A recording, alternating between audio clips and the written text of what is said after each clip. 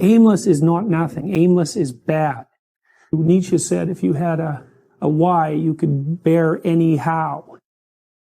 Most people find the meaning in their life through responsibility. I believe the fundamental religious truth of the idea that life is suffering. It's suffering because we're mortal and fragile, and because we're also subject to malevolence at our own hands and at the hands of others. It's a constant existential problem. And that can make you bitter and can make you hopeless and nihilistic and depressed and anxious and likely to abuse substances of various sorts as a medication or an escape. It can augur you in a very large number of ways. And I'm suggesting to people that there is a way out of that. And the way out is to confront that forthrightly and to adopt responsibility in your own life and to try to make the world a better place, and that it's necessary to do that. And that if you don't do that, that things go badly. I think the deck is stacked against everyone to some degree because life is very difficult and we all die. But some people do have it harder than others. And all of us have it very hard at some times in our lives. It's like, well, what's the alternative? You take responsibility for that and try to struggle uphill because the alternative makes everything worse. Find something in your life that's so worthwhile doing that the fact that you're going to suffer is justifiable. Yeah, life's rough, no doubt about it. And if good luck comes your way, then you should be grateful for it. And if happiness manages to manifest itself, you should be grateful for that too. So then you might ask yourself, well, what's the best antidote to the discomfort of life? And you might say, well, it's comfort. And I suppose that's what you act out when you swaddle a baby. But a better antidote is something like adventure to excellence. And that's far better antidote to suffering than the mere absence of suffering. So not to say that the mere absence of suffering, that's not nothing. I've been a psychotherapist for 20 years. I've seen things you can't imagine. Horror shows that you can't fathom, and people who have been hurt in so many ways, so many dimensions. It's like, should they be bitter? Should they be resentful? Should they become violent? These things don't help. They have to struggle uphill despite their excess burden. And it's responsibility, not guilt. It's the female crucifixion. And that's exemplified best the best portrayal of that I've seen is Michelangelo's Pieta. It's a statue of Mary, and she has Christ's body on her, as an adult, on her lap, and he's broken and destroyed, and, she's displaying that. And that's the bravery of a mother to allow that to happen. But not only that, to facilitate it. Way you go, kid. Way you go. Well, why? It's dangerous out there. It's like, yeah, no kidding. It's more dangerous here if you stay with me by a lot. So you might lose your body out there in the world, but if you stay here, you lose your soul. It's a pretty competitive world. There's lots of competition for young men in particular. There's competition for status and limited resources and for the attention of women. And just because you're nice doesn't necessarily mean that you come out particularly well in those competitions. I would like to say that you should all be smarter, but I don't know how you could be smarter. We don't know anything about how to improve intelligence, and I suppose we don't really know anything about how to improve industriousness either, but I can tell you that people who are industrious come up with a strategy for solving the problem that's ahead of them, and then they do whatever they can to stick to the strategy. And so, for example, if you sat down today or tomorrow for a couple of hours, 3 hours, and you filled in a Google Calendar, whatever you happen to use, with a strategy for studying and a list of when all your assignments are due and all of that, and when you're going to sit down and study, then you won't be in a position where you have to cram for 10 hours a day hopelessly right before, an important exam. It's beautifully put that love is the highest ideal to reach for, and truth is... It's handmaiden. I thought about that for a long time, right? This hierarchy of ideal. And the thing about truth, that bitter truth, let's say, that cynical truth, is it can break the shackles of naivety. And actually, a burnt cynicism is a moral improvement over a blind naivety, even though one is in some ways positive, but only because it's protected. And the other is bitter and dark, but still better. But you're not done at that point. You're just barely started. I think optimally we exist to have something like a playful adventure, right? We're built for an optimal challenge. It's partly why we like to play, because in play you find an optimal challenge. It's almost like the definition of play. And so if you can organize yourself and the world optimally, then you have adventure. And maybe you have the adventure of your life. And if you can do that brilliantly, then you can do it in a spirit of play. That's what you need and want. I saw in endless repetition in my clinical practice and in my own private life, when my eyes were open, the consequences of not saying what was true. It's like whatever hell you might fall into by opening your mouth when you have something to say that isn't popular, it's nothing like the hell that you're going to envelop yourself in if you lose control of your own tongue and mind. And like I said, in my clinical practice, I never saw anyone get away with anything even once. And so all you have in a situation like that is what is the truth. Now, of course, you only have your approximations to the truth, but that's better than nothing. And so you need to be afraid of the right thing, and you should be afraid of contaminating your soul with deceit. That's what you should be afraid of. What happens is, garbage in, garbage out, the old programmer saying goes. And so you'll fill your head with nonsense and no one will call you on it except you, but you can still that voice if you try hard enough. You just wait until you get in real trouble. One day there'll come a point where you have to make a decision. And the decision is the difference between life and death, or worse, between someone else's life and death, or worse, between health and the suffering that's worse than death. And because you've compromised yourself to such a degree, you will not be able to rely on your judgment, and you will make the mistake you shouldn't make. And then you're done. And that will absolutely happen. Yeah, well, you set what's great against what's tragic. Yeah. What else could you possibly do? And so then you say, well, how do you find what's great in your own life? And part of that is you watch. It's like, when is it that I'm doing something that alleviates my suffering? Right? It's you have to ask that question to yourself honestly. One of the things you have them do is say, well, why don't you just watch for a week? Like, watch yourself like you don't know who you are, and just see when you're not quite as miserable. Yeah. And then let's see if we can figure out what it is about what you're doing in that situation that's lifting the gloom. It's like, okay, there's something in that that's curative, right? And that's something in that that's curative is related to, well, you might say your purpose. It's like maybe part of the reason you're depressed is because you're too isolated. Well, now we can work on that. So let's see if we can increase the amount of time you're spending with your friends by like 20%. Or maybe you need a couple of new friends. Or maybe you need to work on your comic material, because you can set that against the tragedy of life. And you guys should listen to this, because I know what I'm talking about.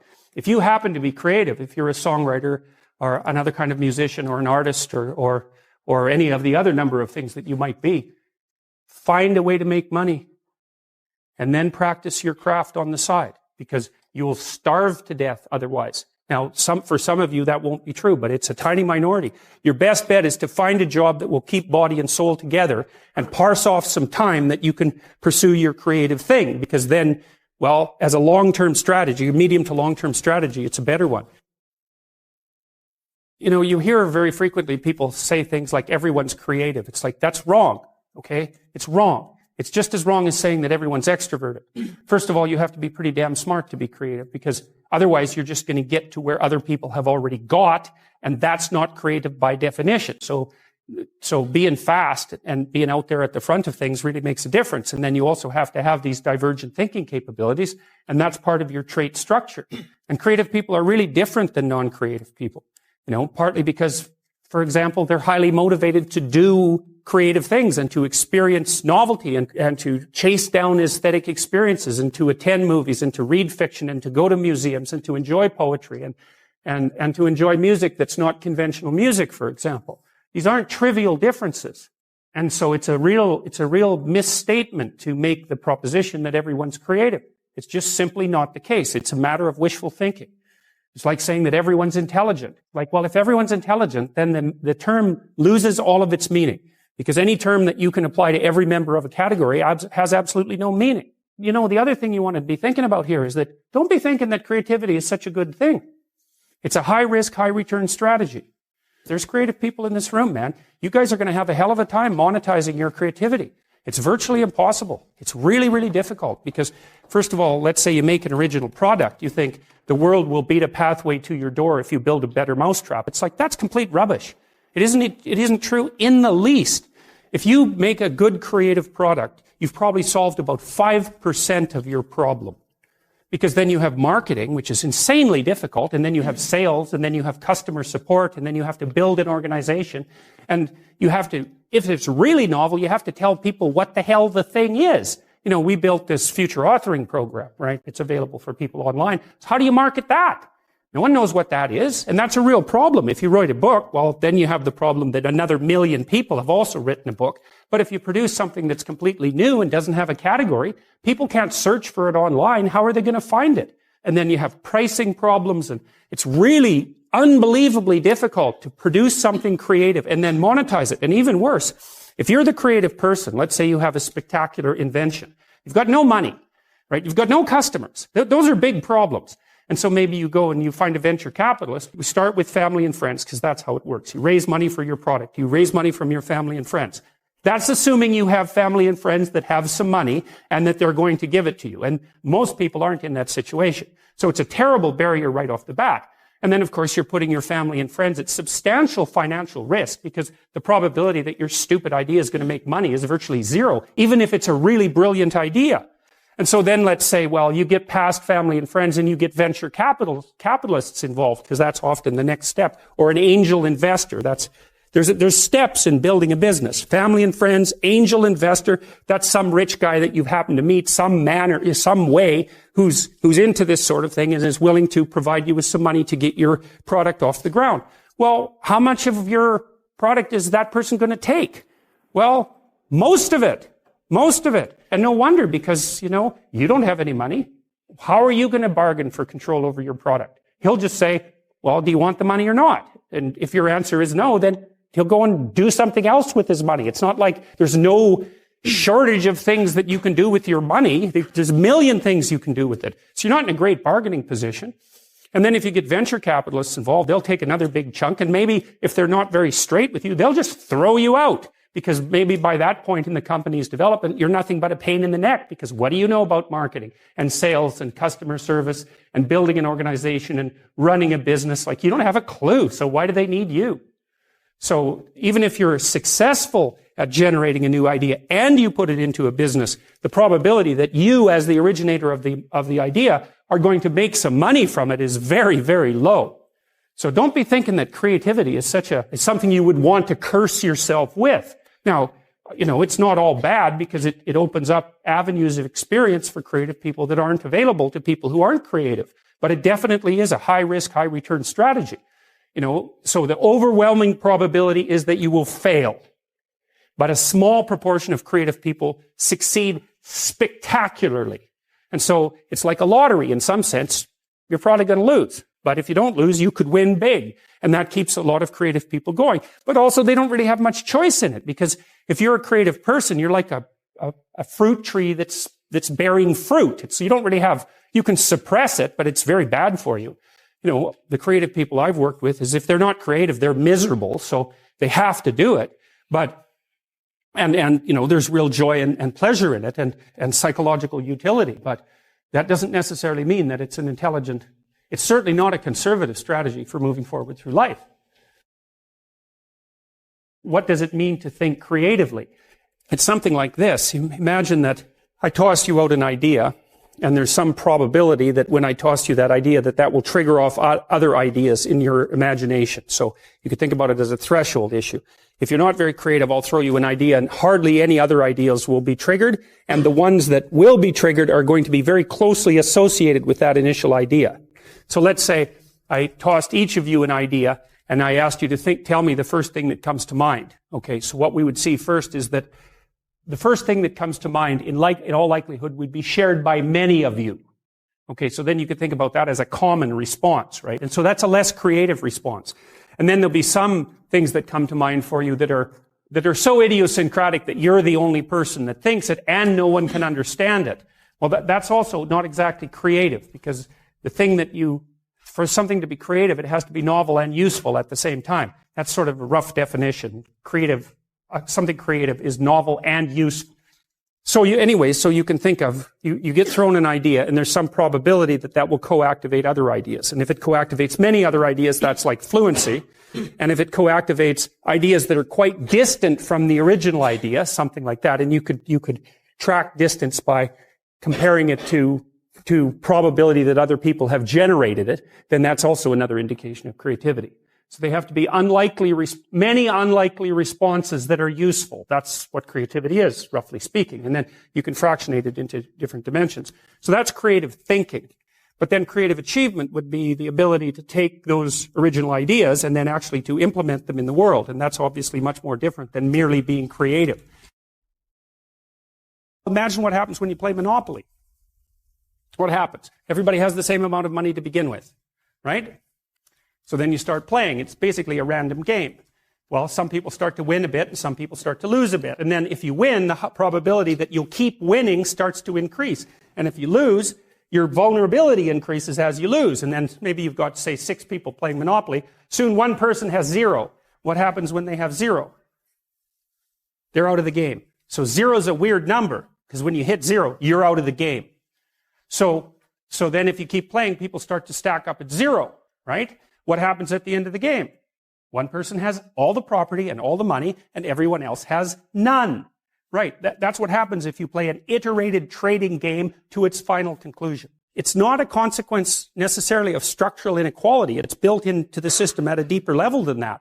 So, people talk about all the time about how unfair it is that the 1% of the population has the vast amount of the money, and 1% of the 1% has most of that money, and 1% of the 1% of the 1% has most of that money. It's an inevitable conclusion of iterated trading games, and we don't know how to fight it. We don't know how to take from the people who have and move it to the bottom without it instantly moving back up to the top. Different people maybe, but still back up to the top. Because even the 1% churns a lot. Like, I think you have a 10% chance, if I remember correctly, you have a 10% chance of being in the top 1% for at least 1 year of your life, and a 40% chance of being in the top 10% for at least 1 year in your life. That's in Canada and the US. It's less so in Europe. So there's a fair bit of churning at the top end. It's not the same people all the time who have the money, but it is a tiny fraction of the people all the time who have all the money. As I've noticed time and time again is that whenever I talk about the relationship between responsibility and meaning, the crowds that I'm talking to go silent. Say, look, you need a meaning to sustain you through the vicissitudes of life. Okay, well, try to debate that. It's like, is life painful? Yes. Is it anxiety provoking? Yes. Is it uncertain? Yes. Is it painful beyond bearing sometimes? Yes. It's difficult. Everyone agrees about that. Now, they might disagree about how difficult, but that doesn't matter. That the central point holds. Okay. What if you think that's all pointless? Well, that doesn't seem very helpful. Okay, so you need a sustaining meaning. Well, where do you find that? Well, you generally find it in responsibility to yourself and to other people. And people ask themselves those questions when I'm talking, because I ask them to ask themselves those questions, and that's the answer. Well, what's meaningful? Well, I have a meaningful relationship with my father. I have a meaningful relationship with my wife. I have a meaningful relationship with my pet, because I take care of that pet.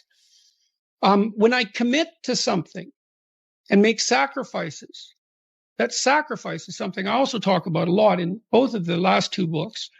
If something's valuable, you'll make sacrifices to attain it. And that discovery of sacrifice, I think that's what separates it's one of the primary factors separating human beings from animals.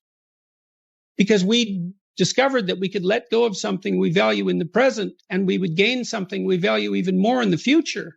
We acted that out dramatically in all sorts of strange ways over thousands and thousands of years before it was formalizable psychologically. But it's a massive discovery. I can forego gratification in a particular way and benefit in the future. So I can share the proceeds of my hunt, and I store up future food in the form of reputation and the favors I'm owed now by other people. It's a massive discovery. It took me a long time to understand that belief regulated emotion. So what happens is that if you act out your identity, if you act out your beliefs in the world, and what you want doesn't happen, what happens is that your body defaults into emergency preparation for action. And the reason for that is you've wandered too far away from the campfire, and now you're in the forest, and maybe you're naked. And so what do you do then? And the answer is, well, you don't know what to do. So what do you do when you don't know what to do? And the answer is you prepare to do everything. And the problem with that is that it's unbelievably draining psychophysiologically. Like, it hurts you. And there's an immense physiological literature detailing the cost of exactly that kind of response. People stay where what they do has the results they want. That's partly why you want to be around people who share your cultural presuppositions, is because you know that, for example, even in small ways, let's say you're a country music aficionado and you're hanging around with your cowboy hatted buddies and you throw on a tape and everyone says, great tunes, man. And you know, you're happy about that. But, you know, you throw on a piece by Tchaikovsky and you're in a different subculture, and who the hell are you? And the people in your group will say, man, who listens to music like that? And like, that's a trivial example in some sense, but I believe it's one that everyone can resonate to. It's very hard on us not to be where we know that what we want is going to happen. We hate that. And no wonder. So, and then, you know, there are varying degrees of that, obviously. You can really be where you don't know what's going to happen, or you can only be there to some degree. But by and large, we're conservative creatures, even if we're liberal in temperament. We can't tolerate that much uncertainty. And you might ask, well, why? And the answer is, well, because you can be hurt. Pain, you can be damaged, you can become intolerably anxious, and you can die. So it's no wonder you're sensitive, or very sensitive, to negative emotion. And so our identities, functional identity regulates your emotion, but you do that in concert with other people. In the first chapter of the new book, Beyond Order, the rule is don't casually denigrate social institutions or creative achievement. That's that balance again. I make the case that most of your sanity is socially distributed. And what I mean by that is, well, let's say that you know how to behave. You're well socialized. You can play with others. Now, I said already in this conversation, if you didn't learn to play with others between the time you were 2 and 4, you will never learn. And psychologists have beat their heads against the wall trying to rehabilitate antisocial children. They can't do it after the age of 4. Well, it seems to be partly because the kids fall farther and farther behind. Depending on your mother.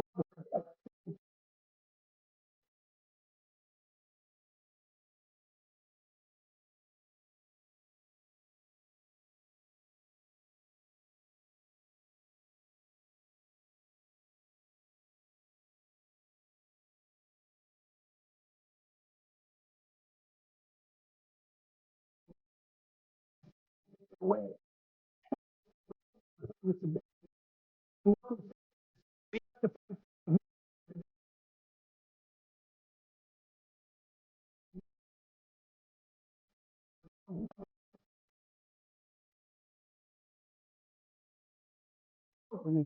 So do adults. Game, penny, the same way.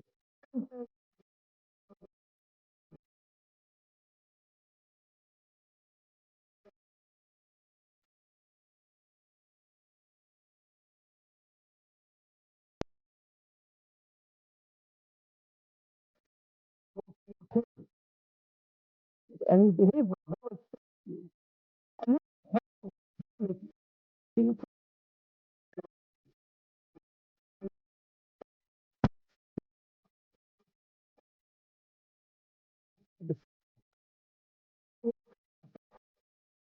Do not allow yourself to become arrogant, deceitful, or resentful. I might have the order wrong there, but that's the chapter. Yeah, it opens with a discussion of why you would get resentful. It's like, well, culture's arrayed against you, so you're the target of tyrannical forces that are beyond your control. They're arbitrary. They don't work in your interest, at least not entirely. And the more eccentric you are, let's say, the more tyrannical culture will be to you. And so you're stuck with that. And then nature conspires to destroy you constantly and is going to do that with pain and anxiety and aging.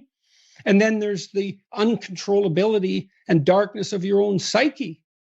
And everyone faces those. Now, we face the positive elements of those too, the beneficence of culture, the beauty of nature, the glory of the human spirit. That's there as well. You have reasons to be deceitful, resentful, and arrogant, but it's not a good game unless you want to produce hell. You know, I took the idea that we were supposed to learn something from the horrors of the Second World War seriously. Never forget, okay? You can't remember what you don't understand. So what are we supposed to remember? What are we remembering? The fact that all these people were murdered? No. We're supposed to remember that that was a revelation of the genocidal nature of the human psyche.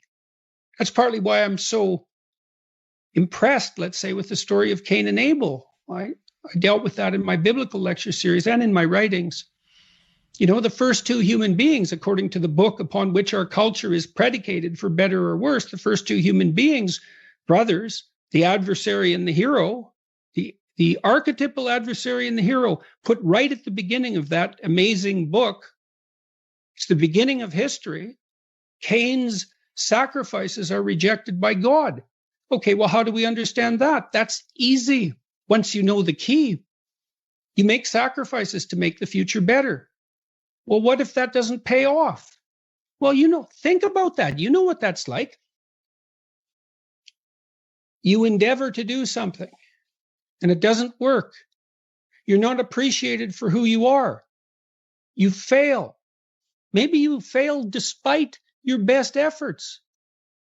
Well, are you rejected by God? Well, it's as if you're rejected by God. Does it make you resentful? Does it make you bitter? Does it make you want to pull down the successful? Does it make you want to pull down the successful out of spite? Does it make you want to pull down the successful out of cosmic spite? The answer to that happens to be yes. You shake your fist at God. You say, I'm going to harm those whom you blessed. And no wonder. It's no wonder. You know, it's harsh that the rewards of life are indiscriminately distributed. It's hard on everyone. But it doesn't help. It doesn't help to become bitter. And it's not like I don't understand the temptation. I mean, I think part of the reason I get away with being so bloody preachy is because I'm talking to myself. You know, it's not like I don't put myself in the boat of the damned and lost. We have to strive not to be wretched. There's something that doesn't seem fair about that. Why couldn't we just be happy being who and what we are? Why is it that we're punished if we don't strive? Well, I don't know. We're negentropic organisms, right? I mean, we have to maintain this incredible complexity in the face of a dissipating universe. It requires effort. It's the second law of thermodynamics, I believe. That's why we have to strive. Well, why is the world constituted that way? I guess it's an infantile paradisal wish in some regard. Couldn't we just be rewarded for who we are? I can understand that. But I don't think that it works. I don't think that's how things I don't think things function like that. And I don't think probably in the final analysis we really want them to. I don't know if anyone enjoys undeserved reward. You know, it feels kind of creepy, doesn't it, to be rewarded for something you didn't do? The positive emotion that we find sustaining is experienced in relationship to an unachieved goal. It's hope that drives us forward. We want something, and if we see ourselves moving towards that, then we're in the grip of the positive emotion that we find sustaining. It isn't the attainment. Attainment is satiating. Attainment shuts down the system that has been striving for that particular object of attainment. If you're hungry and you eat, you stop being hungry. Now, that's good because the hunger is gone, but that whole frame disappears. You can no longer strive within that frame, and you need a new frame to strive towards.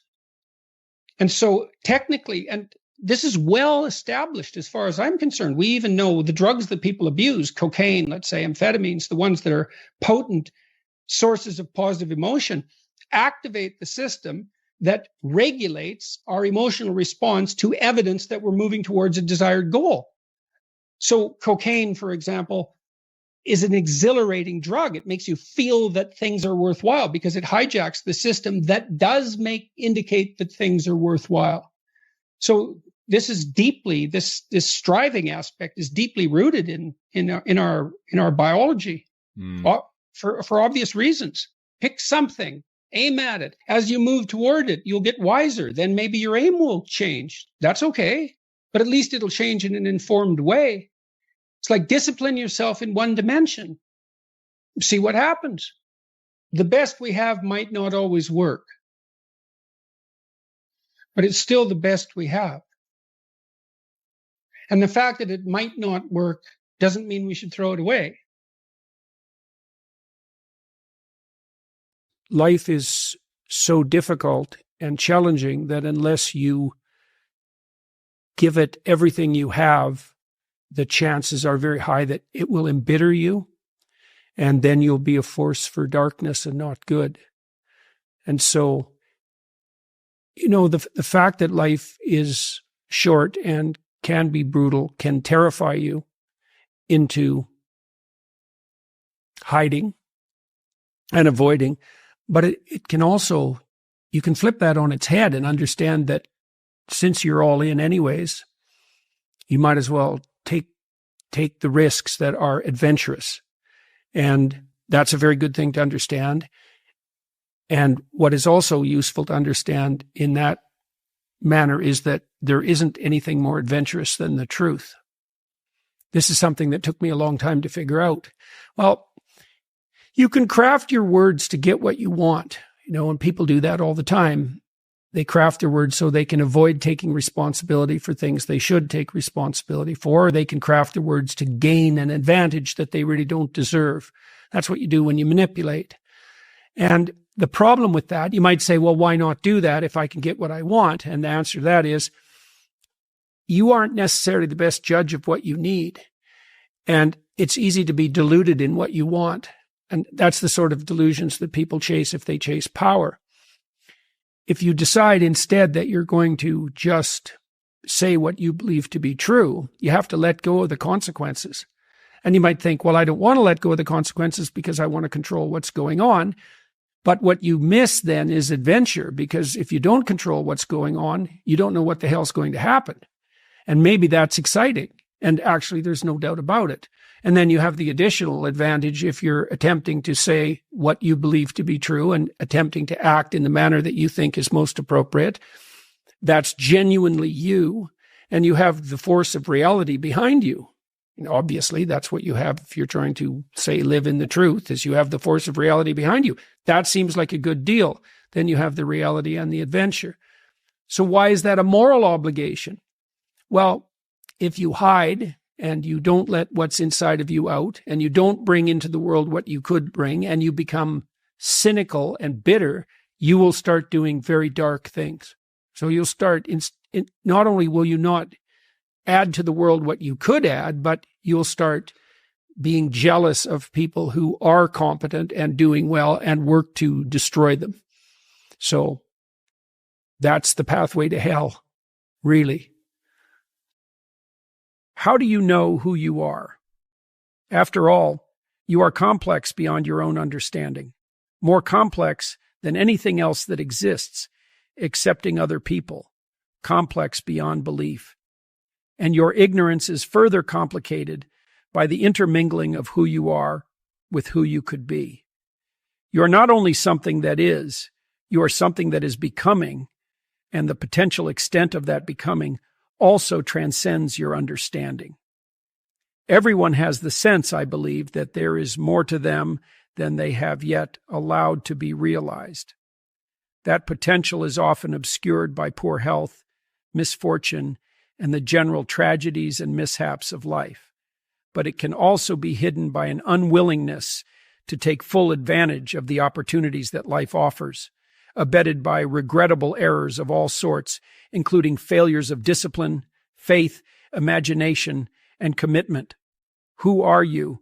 And more importantly, who could you be if you were everything you could conceivably be? Are such questions impossible to answer, or are there sources available to us from which guidance might be derived? After all, we have been observing ourselves behave in our successes and failures for tens, perhaps hundreds, of thousands of years. During that time, our shamans, prophets, mystics, artists, poets, and bards have distilled something vital from such observations, some concentrated essence of what makes us human in actuality and possibility. In doing so, they have provided us with representations of that vital essence, presenting itself to us as that which can be neither ignored nor forgotten.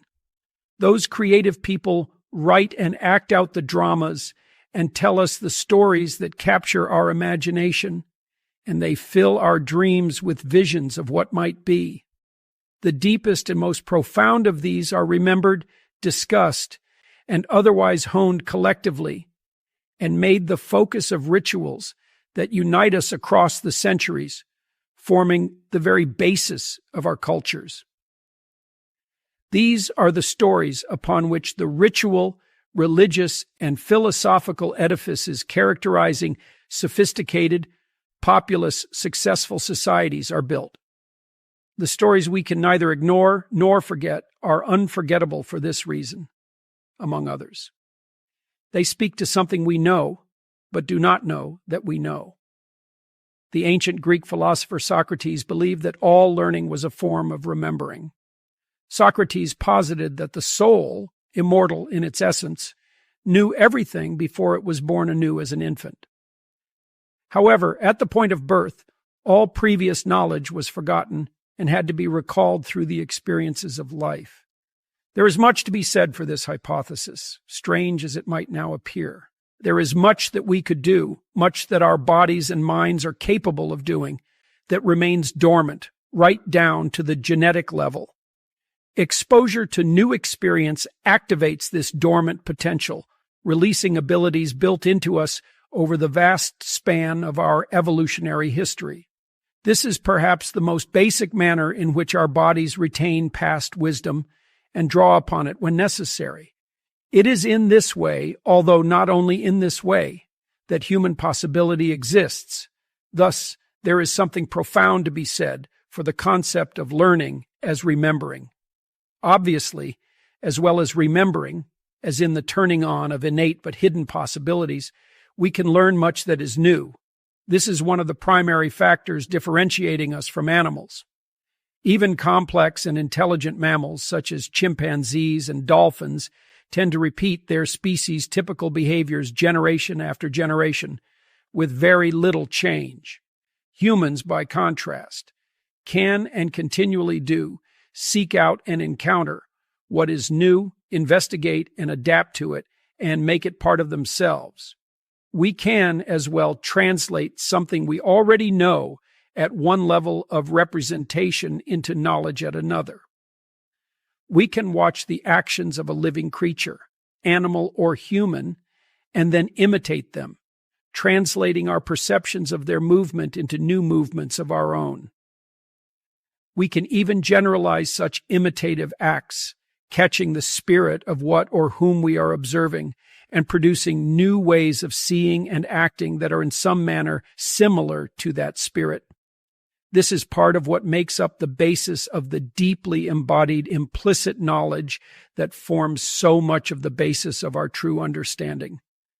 We can also observe someone act or something occur and write down what we see, translating action into language that outlasts its utterance, and then communicate it later in the absence of what or whom is being described.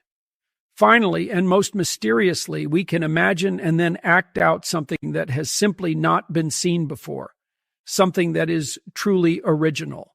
And we can code and represent all that ability, adaptive action and its transformation, in the stories we tell about those we admire as well as those we hate. And that is how we determine who we are and who we could perhaps become. Stories become unforgettable when they communicate sophisticated modes of being, complex problems, and equally complex solutions that we perceive consciously in pieces but cannot fully articulate. Aim at something. Pick the best target you can currently conceptualize. Stumble toward it. Notice your errors and misconceptions along the way. Face them and correct them. Get your story straight. Past, present, future. They all matter. You need to map your path. You need to know where you were so that you do not repeat the mistakes of the past. You need to know where you are, or you will not be able to draw a line from your starting point to your destination. You need to know where you are going, or you will drown in uncertainty, unpredictability, and chaos, and starve for hope and inspiration. For better or worse, you are on a journey. You are having an adventure, and your map better be accurate. Voluntarily confront what stands in your way. The way, that is the path of life, the meaningful path of life, the straight and narrow path that constitutes the very border between order and chaos, and the traversing of which brings them into balance. Aim at something profound and noble and lofty. If you can find a better path along the way, once you have started moving forward, then switch course. Be careful, though. It is not easy to discriminate between changing paths and simply giving up.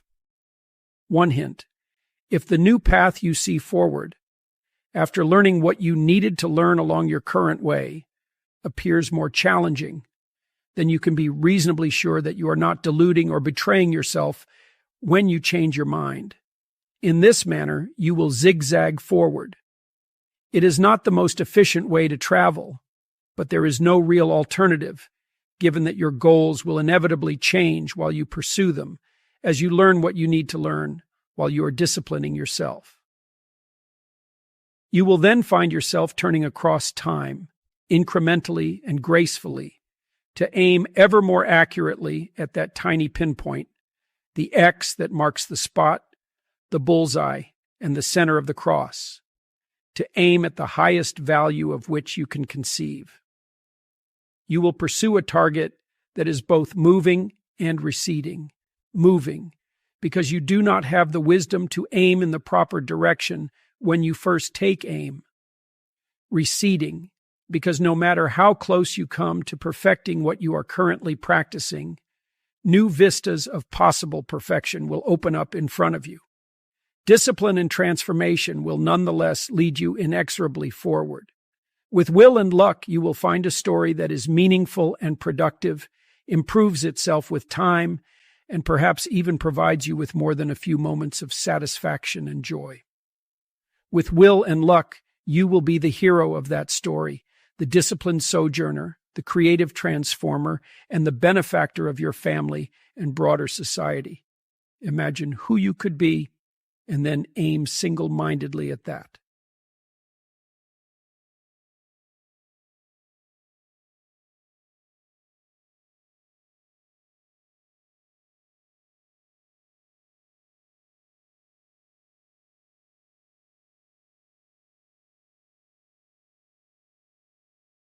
How do I decide if my inner voice is healthy or not? And how do I maintain it healthily? how can one tell if one's inner voice, judgment, or conscience is a healthy one and not a voice that is the result of an unhealthy mind due to past experiences? Now, that's a really interesting question. It's the question of conscience. I continually frequently, let's say, or yearly, ask my personality class attendees if they heard the voice of conscience, if they had a feeling, an emotional state, let's say, or a voice that informed them when they had done something ethically wrong and that perhaps made them guilty as a consequence. And it was essentially a universal experience. And that's the voice of society within, I suppose. That's one way of thinking about it. The Freudians would think about that as the voice of the superego. Carl Jung would take that conceptualization somewhat farther. He would have considered it the voice of the self, which is in part the voice of the ethic that's derived from the broader community, insofar as that ethic is valid, let's say, but also in part the voice of the more thoroughly developed self that's still striving to be born. One thing you could say is that you experience violations of your conscience when you're not acting like the better person that you could possibly become. And so, to some degree, that's your higher self upbraiding you for failure to develop in the appropriate direction. And that seems to me to be a reasonable way of conceptualizing it. Now, the one question might be, how error-prone is your conscience, given that you're not omniscient? You have to attend to your guilt and your self-disgust and your self-contempt and your self-consciousness. You have to understand that the manifestation of those emotions might well indicate a moral failing on your part or a lack that needs to be addressed, while at the same time considering that it is not a straightforward matter to deal fairly with yourself, and you can be too tormented by your conscience, too rigid, too responsible, take on too much weight onto yourself, deny yourself in a manner that isn't sustainable, and so forth, that a moral code, a moral way of being can become too rigid and inflexible, and despite its putative aim upward, be something counterproductive. I think most of the way out of that, if there is one, is, well, careful thinking. You have to see what your conscience says. You have to see how you respond. You have to capture that voice and your responses, and you have to think it through. But most of that is done in dialogue with other people rather than as the consequence of internal thought. You know, if you have a dispute with your wife or your husband, your intimate partner, sibling, your parents, anybody close to you, and it's useful for each of you in the dispute to ask yourself and the other person very seriously if you're at fault or if they're at fault, and for both of you to be able to contemplate that you might be at fault and so might the other person, and that it's in your best interest to sort out exactly who's made the error and where, and maybe it's both of you and maybe at different levels of analysis. I think the same might be said about your reaction to your conscience. It's not uncommon for me to talk to my wife, my kids, my parents, my friends for that matter, about something I might be feeling. Maybe I'm guilty about something. I'm self-conscious about something. I'm angry about something. I feel impelled by my conscience to do something as a consequence, to change something. It's very helpful to discuss such things with other people, to say, look, here's what I think I did wrong, and here's how I'm punishing myself, but I'm not sure that I'm not doing it in an exaggerated way. And you gather other people's opinions and listen to them carefully. And friends are extraordinarily useful in that regard. And that can help you calibrate it. So I think most of what we do to decide if our inner voice is healthy is discuss it with other people. And I believe, as I pointed out in my last book, explicitly, that tremendous amount of our sanity is maintained as a consequence of social interaction. So you can't find your authentic self merely as a consequence of a journey within, I would say. You're not, there's just not enough of you. You have to be informed by the broader social world. What is the best way to avoid falling back into nihilistic behaviors and thinking? Well, a large part of that, I would say, is habit, the maintenance, the development, maintenance of good practices, habits. If you find yourself dissolute, neurotic, if your thought tends in the nihilistic direction and you tend to fall apart, organizing your life across multiple dimensions is a good antidote. It's not exactly thinking. Do you have an intimate relationship? If not, well, probably you could use one. Do you have contact with close family members, siblings or children or parents, or people who are even more distantly related? If not, you probably need that. Do you see your friends a couple of times a week and do something social with them? Do you have a way of productively using your time outside of employment? Are you employed? Do you have a good job, or at least a job that is practically sufficient and that enables you to work with people who you like working with, even if the job itself is, mundane or repetitive or difficult? Sometimes the relationships that you establish in an employment situation like that can make the job worthwhile. Have you regulated your response to temptations, pornography, alcohol abuse, drug abuse? Is that under control? I would say differentiate the problem. There's multiple dimensions of attainment, ambition, pleasure, responsibility, all of that make up a life. And to the degree that it's possible, you want to optimize your functioning on as many of those dimensions as possible. Those are all the questions that I would decompose the problem into. The best way to avoid falling back into nihilistic behaviors and thinking. How can responsibility be differentiated from imposed guilt? Well, I think you adopt genuine responsibility, let's say healthy responsibility. I think you adopt that more or less voluntarily. I mean, there's an element of necessity and compulsion in our lives as well, because there are things we have to do to survive. But if you've explicitly formulated a set of goals and you're pursuing them, then you've adopted the responsibility to act in a certain manner to make those goals realize themselves. That's responsibility that you've adopted rather than responsibility that's been imposed on you, assuming that you've thought through the goals and you find your spirit in harmony with those goals. You can consult your resentment. I think that's a very useful step. If you find yourself angry and bitter about the things that you are responsible for doing, then that's an indication that you might be operating under some unhealthy compulsion, that you're rebelling, and that's the reason for the resentment, against the insistence that you act in a certain way.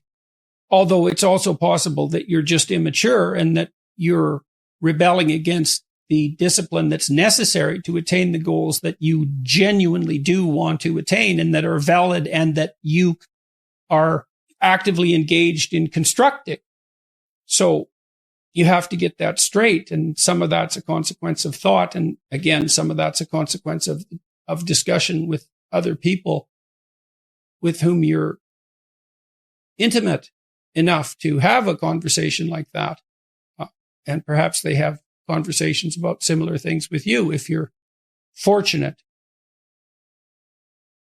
It's really something to see how many people are dying for a lack of an encouraging word. They don't get encouragement. And people need so little encouragement. It's just unbelievable. I believe that truth will save the world. I believe that. So you speak truthfully and you watch what happens and you take your consequences. You're a net force for good if you want to be. One of the things you do with people who are struggling is you make the simple even simpler, because then they can get a toehold. Like if they're really barely able to move. I had one client, he had a hard life, man. He was like 85. He'd fallen off a ladder and broken his neck, and they had permanently fused it. So he was basically like this. He could hardly move. He was so depressed. He literally couldn't get out of bed. It was awful. And he was in chronic pain because of his broken neck. And so the first thing I did with him was get him to sit up for like 30 seconds.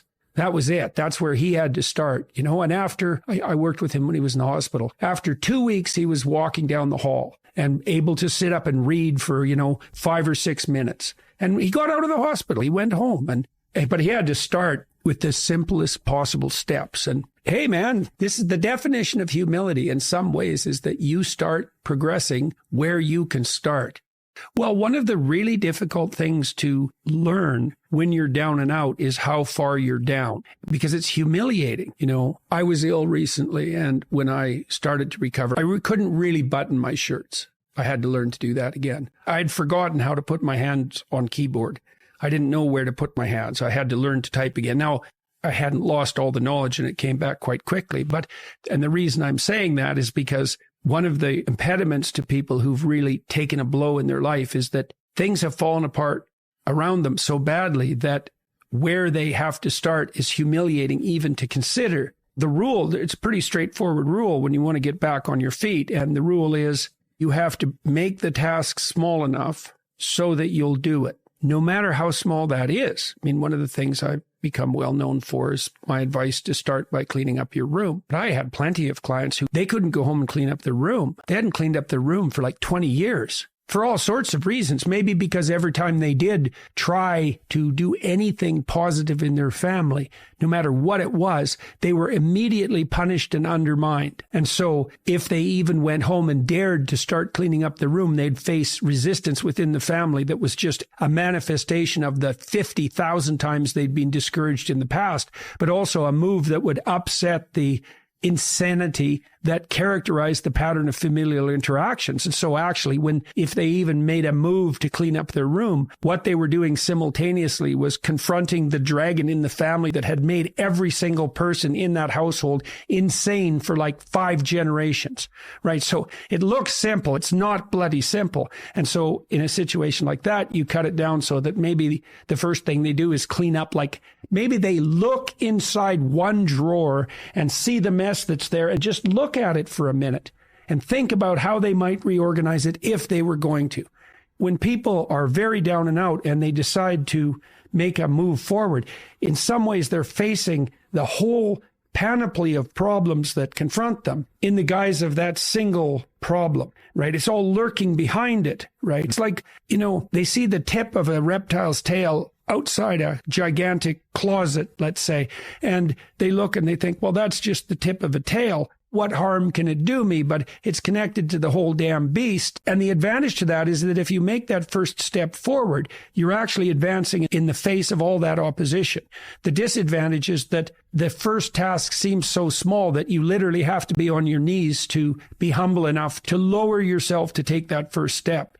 God, is that all I can do? I'm so useless. You might even be more useless than that because you might fail at it. I had lots of clients who would come back, we'd make a deal that they would do something simple. I remember one client, this is such a comical story in a terrible, dark way. He was an overgrown infant and he was 30. He was still living at home in his messy, high school room under the thumb of his mother, conveniently for him, because then he never had to do anything. And he had managed to entice some girl into sleeping with him, and she got pregnant, and now he's going to have a son. And he had enough sense to come to me and say, I'm kind of a wastrel, and I've mucked up my life, but maybe I'd like not to destroy this kid. So is there something I could do to put myself together? So, we talked that through. We negotiated, which is what you do with a client if you're sensible. You lay out the problem first. Okay, what the hell's wrong with you, do you think? You have to listen and listen while the person unfolds everything that might be wrong. They put all their cards on the table, and then you sort through them and you think, well, some of that's not really the central issue. And so you imagine they lay all the cards on the table, and then you kind of get rid of 90% of them. It's a symptom.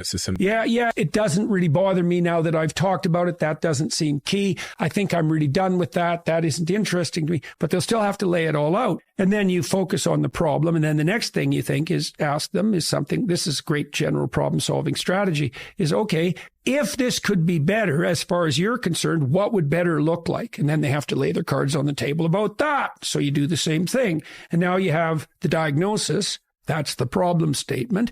And now you have a hypothetical cure, let's say, and now you need a strategy, right? And that would be the steps in between the problem and the final destination. And then you break down the steps until you find a step that the person will take. And you have to do that experimentally. So the first step for him was to vacuum the carpet in his room. And so this is literally what he did. He brought the vacuum. It was a stand-up vacuum. He brought that into his room, but he only got it to the threshold. And then he left it 45 degrees across the door, leaning, and he walked over it for a whole week. And so then he had to come back and tell me, and he was embarrassed. He said, I got the vacuum cleaner just to the doorway and I left it there. And then instead of bringing it into my bedroom, I just, I put an obstacle in my own path and stepped over it for a whole week. It's a very humiliating thing because he knew that his life was on the line, and he knew that his son's life was on the line, and he knew that he was one useless bastard for not being able to bring that vacuum cleaner into the room, but the proper interpretation of that in part is, well, you got the bloody thing out of the closet, didn't you? So what we did was renegotiate. This is called collaborative empiricism. It's a behavioral approach for clinicians. And the collaboration is, well, as I said, what's the problem? Diagnosis. What's the potential solution? The person has to be on board with all this, right? I mean, they have to be the people who decide that's the problem. You can't enforce that on them. They have to discover it for themselves. And the same with the solution, and the same with the strategies. It's like, I don't know what's right for you. I'll listen. We can jointly explore what might be the right vision for you. And then we can break that down into a strategy, but you have to be on board with the strategy. You have to feel that this is right for you. And then we'll say, okay, well, maybe this is a solution. Why don't you go implement it? Come back next week after having attempted this. Let's see how it went. And sometimes people come back and say, well, that went great and it started me and I did 3 other things and what, we seem to be on the right track. And sometimes they come back and say, nope, that didn't work at all, like with the vacuum cleaner. And so then you have to think what you do in that situation is make the task smaller.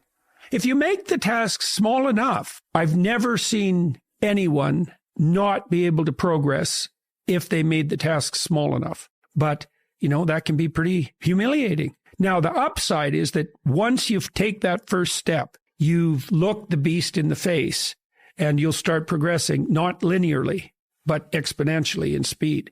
So what's cool is that it doesn't really matter how small that first step is because it'll start doubling, and anything that doubles grows unbelievably quickly. And so that's a very useful thing to know too. And that's true when you're learning anything new. It's like you'll feel like an imposter. You'll feel like a fool because you are, and you'll think I'll never get there. And it might be, the destination might look very distant, but if you take a sufficiently small first step and get the ball rolling, you can be cruising along at a pretty good rate, generally faster than you'll think. What seems to happen when you expose people to small but challenging tasks, it does 2 things. It makes them more skilled because now they're actually dealing with the problem. And so they're acquiring the new perceptions and the new behaviors that are mastery. So they're actually expanding their domain of conceptual structures and actions. That's both conception and skill. But at the same time, they're seeing themselves as the actors that can change the direction of their life.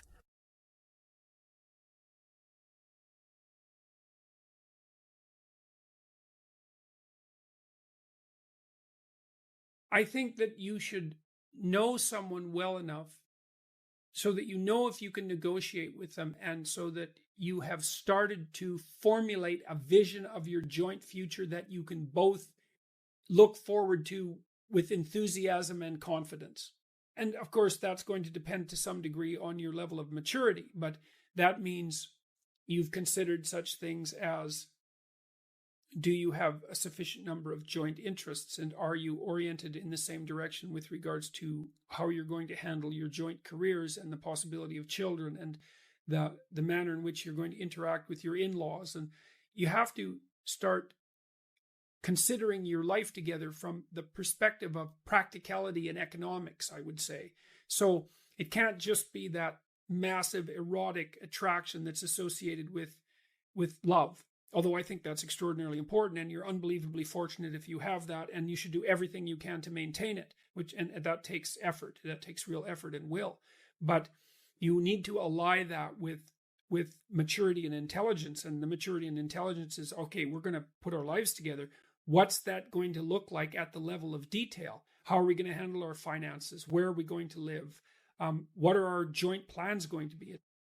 If you want to set up a household with someone, then there's a lot of things that you need to get straight. And you either do that by bringing your unconscious assumptions to bear on the situation and perhaps clashing where they don't match, or you sit down like a conscious and aware and articulate couple and start to negotiate what your joint responsibilities are going to be. And so that would be, well, who's responsible for the meals and when, and what are you going to eat, and who's going to get groceries, and who's going to pay the bills, and who's going to do which part of what household chores there are to do, and how is that going to be laid out fair. And so you should get to know the person that you're with well enough so that you can start discussing the real practical issues of life and determine whether or not you're capable of negotiating that.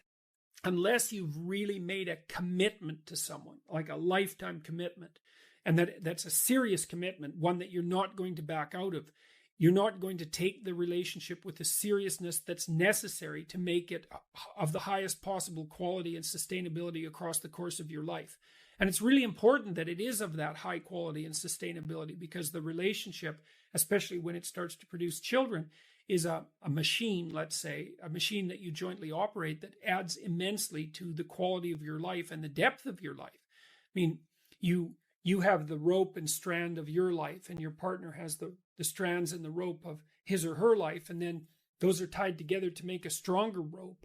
And then that unites you across time, and then you undertake massive adventures together. And some of that is the establishment of a household and the establishment of joint careers and the maintenance of each other's mental and physical health and the maintenance of a high quality sexual life and all of that. Very, very challenging to do all of that. And then the joint production and care of children, which, don't be thinking that you can't organize your life when you have children. The thing about modern people is that they're terrified of children. And it's because they regard children as if they're miniature tyrants. And they can be, of course, because anyone will tyrannize over you if you allow them to. Perhaps not anyone, but virtually anyone. Why not regulate your children's behavior? I wrote a chapter in my new book called Don't Let Your Children Do Anything That Makes You Dislike Them. And that's like really serious advice. It's like, if you allow your children to conduct themselves around you in a manner that makes you dislike them, if you're paying attention to the shadow side of yourself that can be aggressive and destructive, then having children is going to mess up your life. But you don't have to do that. You actually have a tremendous amount of control over the quality of your relationship with your children, and also the manner in which you choose to disperse your time. And I mean, don't be afraid of children, man. You're the adult, for God's sake. You've got the upper hand, and if you have a partner you can rely on, well then, you can both decide how it is that you're going to run your household so that you're actually thrilled to death that you have kids and that you have a life. Well, so I have a good marriage, thank God for that, and that's partly due to the outstanding moral quality of my wife, who I'm also extraordinarily attracted to. We've built a life together, and we've had kids together, and we're happy with our kids, and we had plenty of struggle with our kids, because one of our children, my daughter, had serious health problems, which she seems to have managed to resolve, partly as a consequence of her own brilliance. But, we've set ourselves up now so that our children are respectable and mature young adults, so thank God for that. And they've got partners who we both really like, and they're going to have children, and well, hooray, that means that this next part of my life is going to be something that I can advance into with a fair bit of hope. The shackled together is more like it's such a, I may have even said that, but it's such a cynical way of looking at it. It's more like what you've produced is an unbreakable bond between two beings, and that makes both of them better in every way if it's a relationship that's based on trust and genuine communication. That's a very difficult thing to attain, because you have to be willing to tell the truth, and the truth is generally a horrible thing. It's easy to tell truth when everyone wants to hear what you have to say, but it's very difficult to tell the truth when no one wants to hear it, least of all yourself. You're not coming clean about old lies, generally, if that will ruin lives. And I don't think you forgive yourself precisely and focus on living truthfully in the future. You focus on living truthfully in the future, and perhaps you don't forgive yourself exactly. That doesn't mean you pound yourself into the ground with guilt. But if you have done things in the past that were reprehensible and that would destroy lives if were brought to light, then you should, I think that generally speaking, you should do everything you can to limit the spread of damage as you attempt to move truthfully into the future. You should get to know someone long enough to know that you too can tell the truth with each other, communicate, and negotiate, because the most important part of a relationship is the fact that you can tell each other the truth and negotiate.